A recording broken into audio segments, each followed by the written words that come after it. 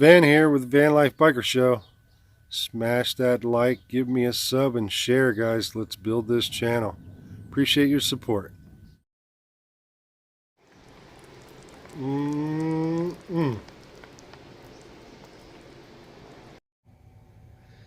yo, yo. It's Van here with the Van Life Biker Show. Alright, guys, I just wanted to do a little update on this, and I'm sure you guys just seen those good looking ribs I had in the crock pot in there. Yep, that's right. In the crock pot. I'm going to share it with you guys what I do after we do this little update. I'll have that at the end of this video, but just want to do a little bonus footage today and share a recipe that I've done for many, many years that blows everybody's away that I have ever tasted. And we have an annual rib cook-off here every year in northern Nevada, and I have been there many, many years and never even tasted somebody that's even close to my ribs. And it's as simple as it gets. So you know, you guys out there that want to impress the ladies, you need to stay tuned. I'm going to show you how to whip up the best ribs that she's ever had. I'm here to tell you. So we got, you know, our siding in here that I waterproofed on the last episode. And we got this cut in, so I just wanted to kind of give you guys a little update. This is just kind of hanging in here. I do have that one nailed in. I just used a brad nailer with an air gun. You can get them battery operated now. So I put them up top because we're going to put that aluminum 90 on the top ridge to protect this top edge, so water doesn't get down into the seam like I showed you guys also on the previous video. So this is what I was talking about with this being the freshwater tank fill up. So this will get cut back. I did put some primer on it before, but sticking out a little further than I'd like. So I'm going to actually try to get this coupling, if you will. This is a slip-on coupling on this side, and the opposite side is threaded. So this plug just screws in and out. So I'll probably cut that back as much as I can. I'm hoping I can actually get this coupling inside the plywood, and that'll tighten up a little bit of this hole being a little bit larger than the pipe anyway, and less to silicone around. So we got this side on, and like I said, this is just kind of hanging in here because you know, I want to be able to remove this side over here with this faucet being in there. If the person ever wanted to change the faucet, I wanted to get this side in, and flip you guys upside down, it looks the same way. So both sides are nailed down, but I wanted to put these in there last on the ends, the front and back, so it's not overlapping the other one. And then we'll just silicone, you know, the corners, run some silicone in there, and along the bottom we want to get on the edge of the shower pan. And then, like I say, we'll have the aluminum up top just in case something gets out of the shower curtain that'll go around. If you guys haven't seen that video with the hidden shower rod that I came up with, that will go up in a cabinet up here and literally take seconds to pull that shower rod out and swap the shower curtain around you, and then a person can shower in here. Or, you know, you could sit on top of the toilet and sit down and shower because it's going to be on a hose, hence this outlet here on the faucet. So I was kind of weighing my options here on where to put this guy. You know, you can put it over here on the sidewall, but I've got a retractable ladder that I want to set on top of the freshwater tank, which is right on the other side of this wall, little pony wall. This is your first time viewing, just kind of want to give you a little, this is a bed platform where we're standing right now. So this is not attached yet, but this will actually flip down over top of this opening here, so bed can be put up on top. So, and something else you might want to check out is the beds that I bought them from Amazon, cut them down and reshaped them and made them kind of twin size beds, so you can actually walk in between them.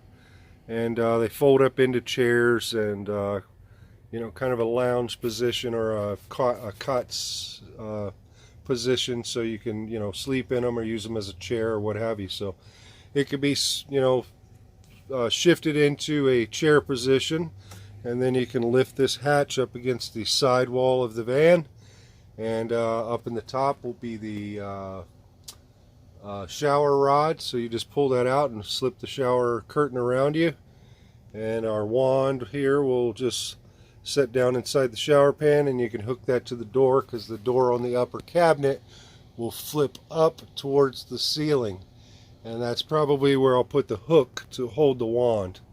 So that's the idea anyway. So this guy here we need to make room for the handles. So I was going to go through this wall. That was the original plan, but I just think it's going to be a little difficult to get to the handles. I mean, it's, you know, it's not a deal breaker, but I got to thinking, if I screwed a little 2x2 or something here along the under edge of this and screw up into this, then I can shift this back and forth, and I'll have a little bit of adjustment. And then I can hang a piece of this also, you know, just 6 inches or something. I don't even need to go to the floor, just something to hold this faucet here. Now the other benefit of that is the actual connections to the back of the faucet won't be down inside this hole here, in between the exterior side of the van, where a person, you know, wouldn't even know if it sprung a leak or something back there. So I'm kind of liking the idea of making the connections inside the shower pan. So I'll just bring them right in here beside the freshwater fill. I'll bring my hot and cold right here. Then we just drop a piece of this siding down, like I say, 6-8 inches or something, and that'll actually hide the lines that are coming in to feed the faucet back here. So it's kind of a happy median. I didn't really want to put them back in there because they're, you know, a little harder to access the handles to turn the faucet on and off. But at the same time, I didn't want to put my little drop down here. And the reason for that is I'd have to shift this toilet, you know, 3 inches, let's just say, versus that back wall. I'll only have to shift it maybe an inch or so, because our space is limited here for feet for the front of the toilet. So I did drop, you know, this is pretty much where the toilet's going to sit. So I did drop a tape measure in here, and if you guys can see, there's our 1 foot mark. So, you know, we're only a couple inches off. I'd say a good solid 10 inches to the tip of the toilet. So, you know, of course, if you're sitting on the toilet, your leg will be here off to the sides. So, you know, you got a solid 12, 14 inches of foot room here easily. So, you know, tight space, but hey, you got to compromise sometimes when you're building an entire house in less than 60 square feet, right? And I did actually figure out the square footage the other day. I think it was 57 point something or 58 point something. So it is actually less than 60 square feet. So I guess that about sums it up, guys. I just wanted to kind of bring you guys up to date. We're moving right along.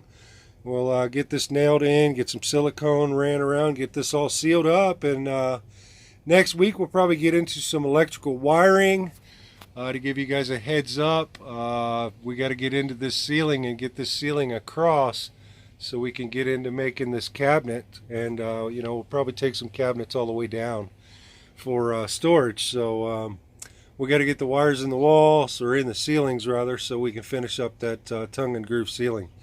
So I think we'll stop it right there, and we'll get into those ribs, huh? A little bonus for you guys for being so supportive, and I surely appreciate it. Thank you so much. So I'm gonna share with you guys my secret fire recipe on making ribs. They're gonna be the most tender ribs that you've ever had. So let's just say, I mean, pick your own flavor as far as barbecue sauce. If you want a recommendation, you can't go wrong with Sweet Baby Ray's. Sweet Baby Ray's original is the best all-time around barbecue sauce made, in my personal opinion. Everybody's taste buds are different, of course, but Sweet Baby Ray's. Get yourself a jug of that stuff, you know, 18 ounce, whatever it comes in.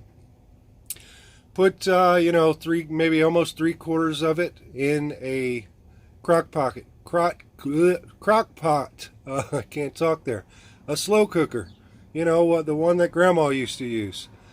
Put about 3/4 of a bottle of that in there. Save about 1/4 or maybe a little more to put on it when they're finished. What you're going to do is get your ribs. I always use baby back ribs. They're the best. They're the most meaty ribs that you can buy. Flip them upside down. Most people don't pull the membrane off. If you don't know what that is, Google it. Do what you got to do. But peel that membrane off on the inside. That's a huge starter mistake right there. Get that membrane off. Chop up all your ribs while they're raw. Throw them in there. Put yourself about a cup or so of water in the crock pot. Maybe a little more depending on how many ribs. That was a big crock pot that I'm using. I did 2 racks. So, you know, I probably put 2.5 cups water in there, somewhere around that neighborhood. About 3/4 of a cup of barbecue sauce, or a container of barbecue sauce, and let them cook on high until it boils, which will probably take you about an hour to bring them up to a boil in a slow cooker. Once they start boiling, turn them down on the low position, not the warm position. There's usually, you know, on the fancy ones like this big one I got, it's got a high, low, and then just keep them warm. So go from high to low, and I usually cook them around 5-6 hours from when I put them in there. If you're doing 2 racks, it might take a little longer. If you're doing 1 rack, it might take a little less, but that's a good ballpark, around 5-6 hours. If the meat is literally falling off the bone, you cooked them too long. You want them right before the meat's falling off the bone, guys. So you'll have to do it a couple times, experiment with it, but you'll get it. So from there, I put them on the barbecue grill. So I'll give you guys a visual of what I do from there. I'm going to get these ribs that I just showed you out of the crock pot and get them onto the grill. Charcoal is always the best, of course. But I just use a gas grill because I'm just putting a char on them at this point. It's going to dry them out a little bit, but they're still going to be super tender. And that's when you want to brush that barbecue sauce on there. So I think we'll just, I don't know, maybe I'll give you some little quick clips or pictures or something. So we'll just end it here as far as me running my mouth. You know, hope you guys like the update and the progress of things that are coming. And I sure hope you try this recipe. I swear you're going to love it. Don't be ashamed to use a little salt, spices, things like that if you want to throw that in there. In the crock pot, you know, you can throw an onion in there and some garlic or whatever. Do your own thing. But I'm telling you, the crock pot is the way to go, guys. And as long as you find that little halfway median before that meat's falling off the bone so you can get them on the grill and get them a nice little char, you're going to thank me for this one, I'll tell you. Alright guys, till next time, this is Van with the Van Life Biker Show. Share, well, I don't know about sharing this one. This has got the super secret recipe. Just kidding. Subscribe, share, like, you know, be supportive like you guys always have been. Thank you so much. God bless. Out! Okay guys, I got them out of the crock pot. There they are. They did cook a little too long, but I didn't really plan on sharing the recipe today, so we did the video right before I was taking them out, so they probably cooked a half an hour or so over. But I wanted to share this with you guys, a little bonus clip to share with you.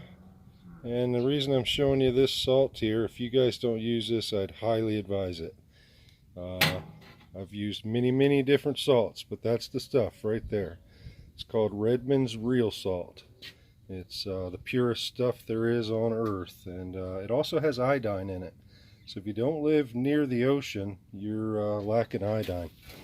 And this guy here, believe it or not, this is good old-fashioned bacon grease. Yep, you heard it. This is what Grandma used, right? It's exactly what Grandma used. But nobody uses what Grandma uses anymore. Why?